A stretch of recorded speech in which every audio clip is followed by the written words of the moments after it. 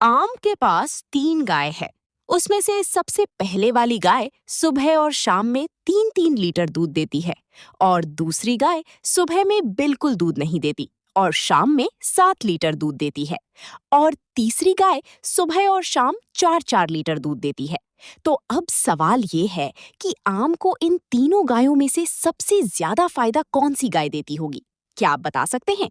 आपका टाइम शुरू होता है अब।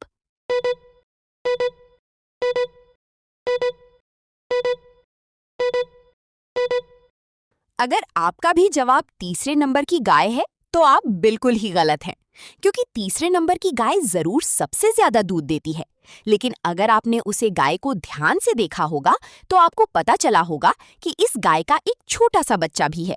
मतलब ये कि उसका बच्चा भी थोड़ा सा दूध तो पीता ही होगा। इसीलिए इसका सही जवाब होगा दूसरे नंबर की गाय, जो आम को सबसे ज्यादा फायदा देती है और उसका समय भी बचाती है, क्योंकि वो सुबह में दूध नहीं देती है और शाम के समय में ही दूध देती है। इसीलिए दूसरे नंबर की गाय आम का समय भी बचाती है और सबसे ज्यादा फायदा भी देती है। किसी कंपनी में एक जरूरी लॉकर की चाबी खो जाती है, मतलब कि कोई उसे चुरा लेता है। उस समय वहां पर सिर्फ 3 लोग थे। तो फिर कंपनी का मैनेजर उन तीनों से पूछताछ करते हैं। तो वो तीनों ही कहते हैं।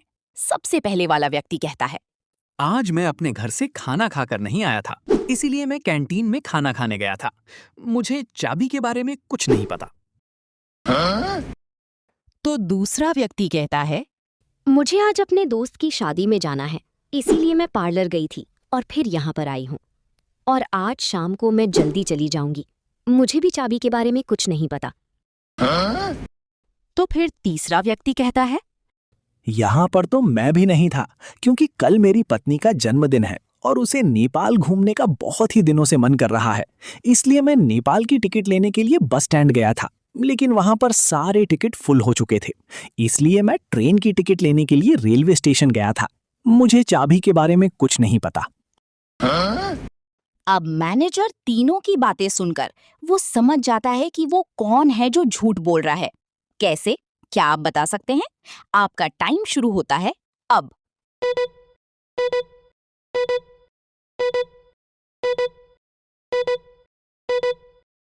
अगर आप एक तीनों की बातें ध्यान से सुनी होगी तो आपको पता चला होगा कि इसने क्या कहा था।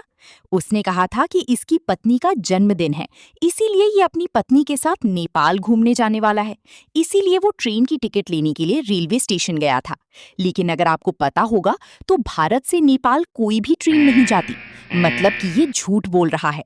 ये बात मैनेजर समझ जाते हैं और उसे पकड़ लेते हैं। लीची को आज एक स्कूल से प्रोजेक्ट मिला था, जिसमें उसे एक मोटर वाला पंखा बनाना था। जिसमें लीची के पास मोटर वाला पंखा बनाने का सारा सामान था, लेकिन पंखा बनाने के लिए जो वायर लगता है उसमें लीची के पास 3 तरह के वायर हैं। सबसे पहला लोहे का वायर, दूसरा एल्यूमिनियम का वायर और तीसरा कॉपर का वायर। अब लीची को समझ में नहीं आ रहा था कि वो इन तीनों वायर में से किस वायर का इस्तेमाल करे ताकि उसका पंखा अच्छे से चले। वैसे क्या आपको पता है कि इलेक्ट्रिक का सामान चलाने के लिए सबसे अच्छा वायर कौन सा होता है? तो हमें कमेंट में जरूर बताना। आपका टाइम शुरू होता है अब।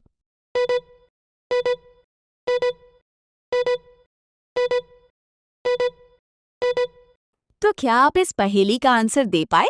तो चलिए इस पहेली का आंसर देखते हैं।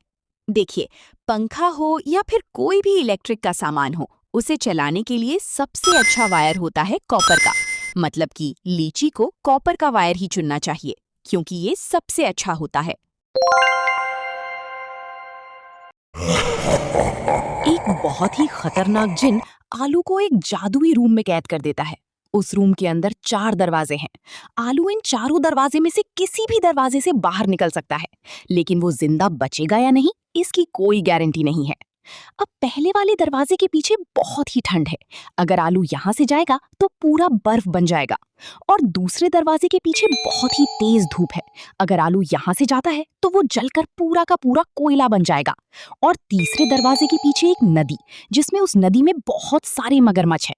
अगर आलू यहाँ से जाता है तो वो सारे मगरमच्छ आलू को कच्चा चबा जाएंगे। और चौथे और आखिरी दरवाजे के पीछे जहरीली हवा है। अगर आलू यहाँ से जाता है तो उसकी मौत जहर से हो जाएगी। तो फिर अब आलू को ये समझ में नहीं आ रहा था कि वो किस दरवाजे से बाहर निकले। वैसे क्या आप आलू की मदद कर सकते हैं ताकि वो सही सलामत इस जादुई रूम से बाहर निकल सके? आपका टाइम शुरू होता है अब।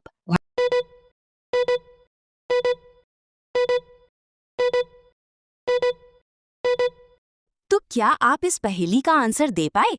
तो चलिए इस पहेली का आंसर देखते हैं। आलू इनमें से किसी भी दरवाजे से जाएगा तो उसकी मौत निश्चित है, सिवाय दूसरे दरवाजे के। पीछे भी जाएगा तो वो जलकर भस्म हो जाएगा, लेकिन इस दरवाजे के पीछे तेज धूप है। अगर आलू शाम तक का इंतजार करता है तो वो आसानी से इस दरवाजे से निकल सकता है, क्योंकि शाम के समय धूप नहीं होती और सूरज डूब जाएगा। इसके बाद वो आराम से इस दरवाजे से निकल सकता है। आज जनवरी का महीना खत्म हो चुका था और फरवरी का पहला दिन था, इसलिए आम के घर पर आज न्यूज़पेपर वाला अपने पैसे लेने के लिए आता है। और न्यूज़पेपर वाला कहता है, देखिए, मेरे न्यूज़पेपर की कीमत है 5 रुपए और जनवरी में होते 31 दिन, मतलब कि 31 डेज। इसके हिसाब से जो पैसे मेरे बनते हैं वो मुझे दे दीजिए। तो फिर आम उसका हिसाब करता है। उसके बाद 5 रुपए के हिसाब से 31 दिन के 155 रुपए न्यूज़पेपर वाले को देता है। फिर वो न्यूज़पेपर वाला वो पैसे लेता तो जरूर है, लेकिन वो खुद से भी उसका हिसाब करता है और फिर आम को 5 रुपए लौटा देता है। अब आम को 5 रुपए मिल रहे हैं, इसलिए आम बहुत ही खुश हो जाता है। अब आम सोचता है कि ये 5 रुपए डिस्काउंट दे रहा है या फिर इसे हिसाब करना नहीं आता। वैसे आपको क्या लगता है कि न्यूज़पेपर वाले ने आम को 5 रुपए वापस क्यों दिए? क्या उसने डिस्काउंट दिया है या फिर उसे हिसाब करना ही नहीं आता? क्या आप बता सकते हैं? आपका टाइम शुरू होता है अब।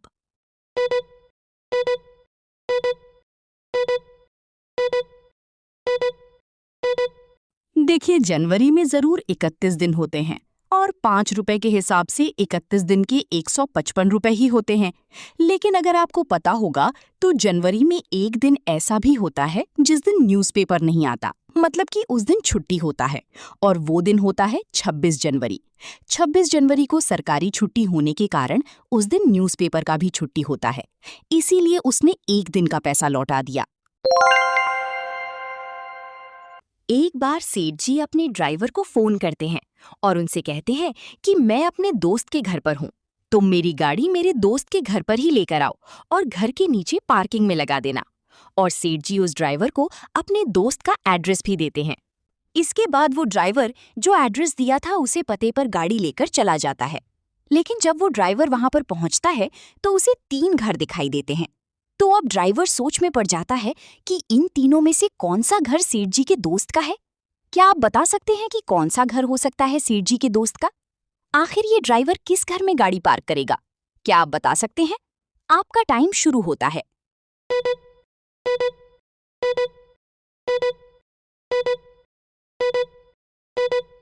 देखिए, अगर आपने तीनों ही घर को ध्यान से देखा होगा तो आपको पता चला होगा कि पहले घर में तो पहले से ही गाड़ी रखी हुई है, तो यहाँ पर तो पार्क नहीं हो सकता। और दूसरे घर में तो पार्किंग की जगह ही नहीं है, मतलब कि ये भी नहीं हो सकता। और अब बचा तीसरा और अंतिम घर। यहाँ पर देखिए, पार्किंग की जगह भी है और कोई गाड़ी भी नहीं रखी हुई, मतलब कि यही घर होगा जहाँ पर सेठ जी ने कहा था गाड़ी पार्क करने का।